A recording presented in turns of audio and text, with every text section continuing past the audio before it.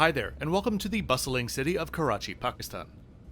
It almost feels odd to say it, considering I'm flying from a relatively small airport on a relatively small airline in economy.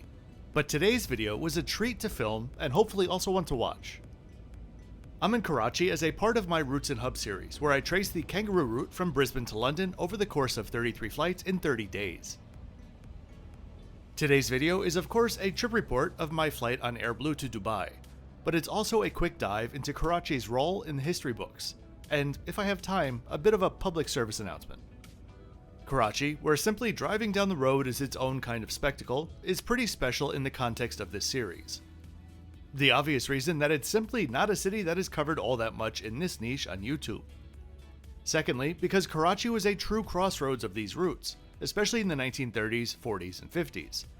The reason for that, of course, is because it was part of the kangaroo route, but it was also part of the double sunrise route and the horseshoe route, and I'm sure plenty of others that I'm not even familiar with. This city was as important as could be back in the day, and pieces of that legacy still live on to this day. Before we get into all of that though, I'm Kevin the Flip Flop Traveler.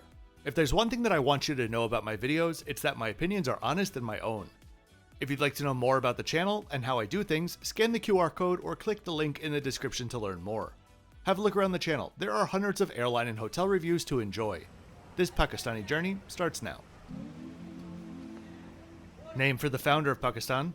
Karachi Jinnah International Airport is Pakistan's largest airport, serving its namesake city of over 20 million people. If you're a foreigner and flying AIRBLUE, be sure to pop over to this desk to the side of the entrance before entering inside. Depending on factors which I'm not exactly privy to, you may need to verify your credit card, or in my case, get a printout of your actual e-ticket, which you'll then present inside to the check-in agents. This is a very special year for this airport, its 100th year in operation. In 1925, it was actually put on the map as an entry point into British India in the first exploratory flights, which continued eastwards from Cairo. By 1929, it became South Asia's first commercial airport, receiving a flight from the UK's Imperial Airways. In the years that followed, J.R.D. Tata himself was the pilot of the first commercial flight from Karachi to modern-day India. I'm gonna get into more details, but I want to just take a moment just to take in this check-in hall. It is truly one of the more beautiful halls that I've ever seen at any airport, with its massive chandeliers, Mughal architectural details, and my favorite, the old-fashioned departure boards. Check-in agents were very friendly and relatively efficient given the clunky nature of the check-in systems here. That said, AIRBLUE is actually an older airline than I imagined, currently Pakistan's second largest carrier. It's a quasi-full-service airline which had its first flight in 2004 from Karachi to Lahore and Islamabad, the following year launching their first international flight to Dubai. In 2012, they changed their airline code and actually adopted the former code of Pan Am, PA. Over the past 20 years, they've kind of had an on-again, off-again relationship with expansion.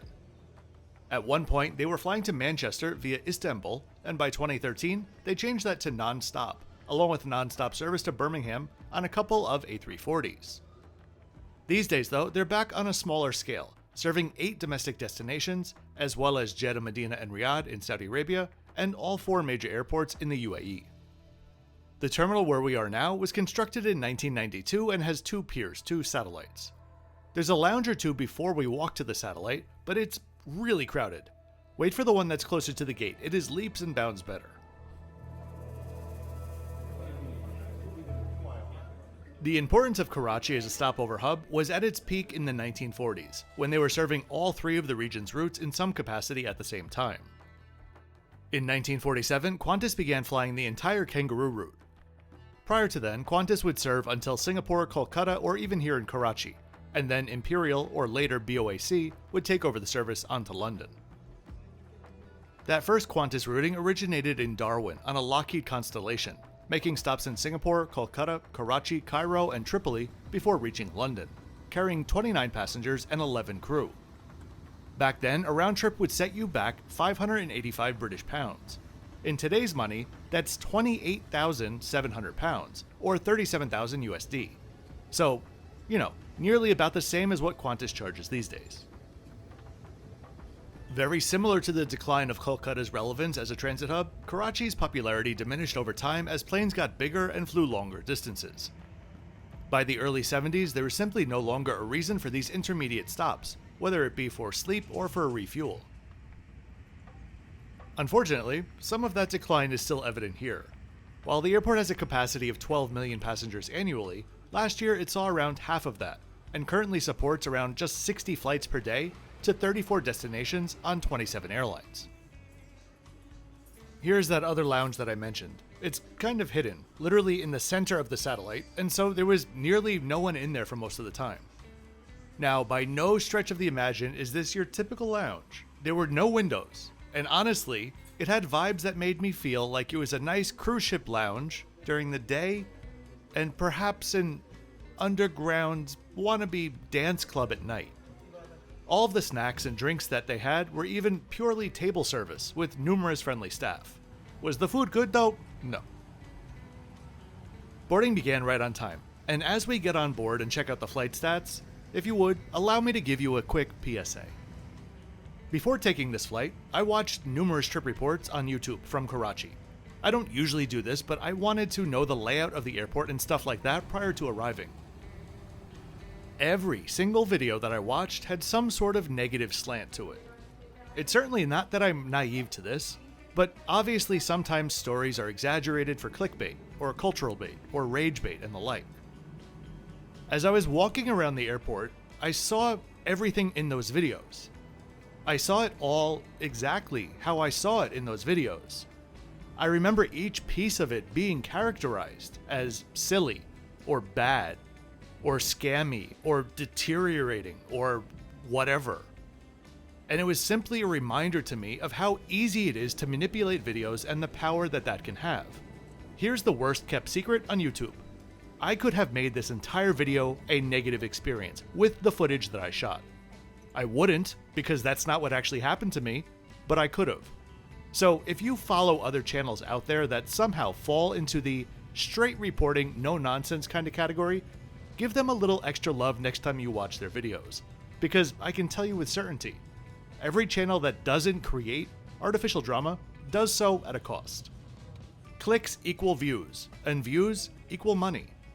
Am I discrediting genuinely bad experiences that people talk about? Absolutely not. I do it myself, but I think you know what I'm talking about. So keep your grains of salt handy and continue to support the channels that simply tell it like it is, even when it's not that sexy. Not sure if you noticed there, but I was guided to my seat by crew as I stepped on board. I can't even remember the last time that happened, if ever, on an all-economy, narrow-body flight. And here's my exit row seat for this supposedly 2-hour flight. The seat, and quite frankly the airline itself, is kind of a hybrid. It is certainly more comfortable than most low-cost carriers with lots more padding, but it doesn't have all the bells and whistles of a true full-service carrier. There were even under-seat power points and thankfully my trusty individual air vents.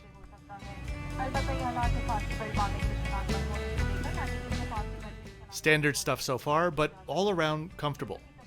We pushed back and very quickly my Pakistan excursion came to an end.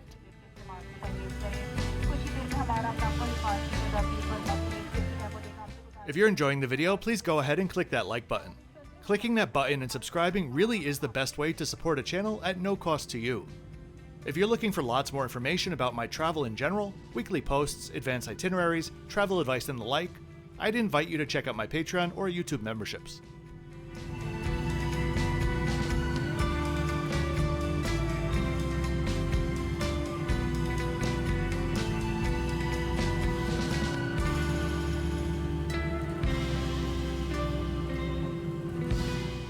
The spool up and clear takeoff with views of the city is coming up next.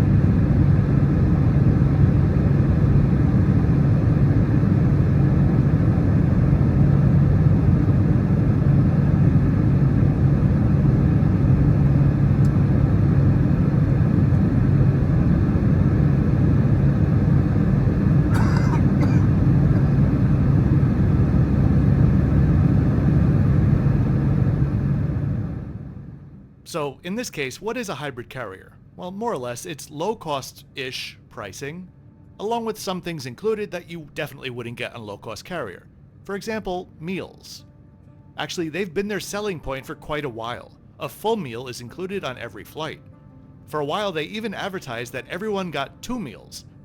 The pricing they use also supports this. Similar to how I mentioned in my last trip report on Fly Jinnah, you can see here, for example, a 20-kilo bag is just $5 more.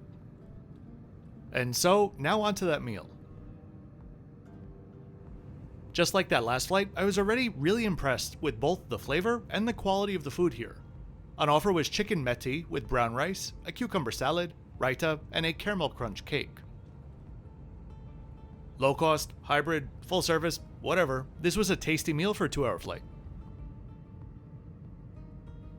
Or well, it should have been 2 hours. As we entered UAE airspace, we entered a holding pattern for around an hour to the south of Dubai.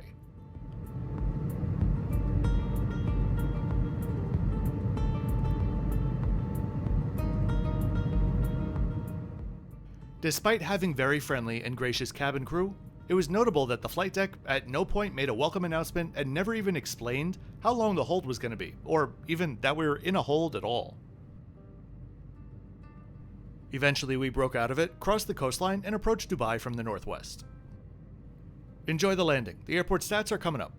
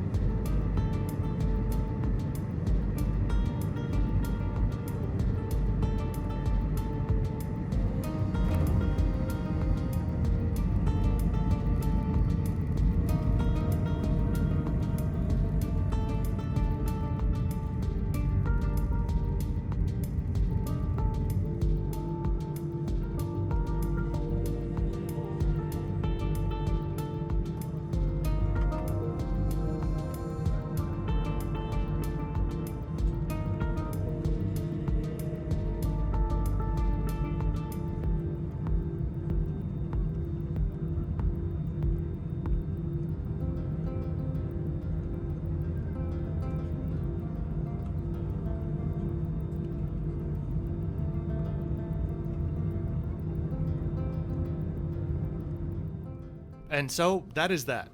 Is Pakistan a typical vacation spot? No. Would I go back? Yes. My trip was way too short because of flights I already had booked before and after it, but I genuinely do hope to have an opportunity to head back soon.